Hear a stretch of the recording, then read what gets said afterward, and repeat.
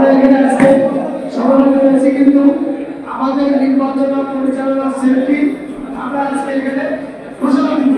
কারণ আমাদেরকে আগামী নির্বাচনে নির্বাচনকে সুষ্ঠুভাবে পরিচালনা করে আমাদের এই নির্বাচন পরিচালনাকে আগাতে সাহায্য করবে, সেইটা আজকে আমরা ঘোষণা করি। আরেকটা হলো যে টেকনোলজি আসছে বাংলাদেশে, তার সাথে আমরা কিভাবে একাত্মতা প্রকাশ করে রাস্তায় এবং থাকবো, সেই চিন্তা জিনিস আমার বলে যে আমরা বক্তব্য দীর্ঘায়িত না করে এখানে আমরা যারা আছি তারা প্রত্যেকেই বক্তব্য দিই।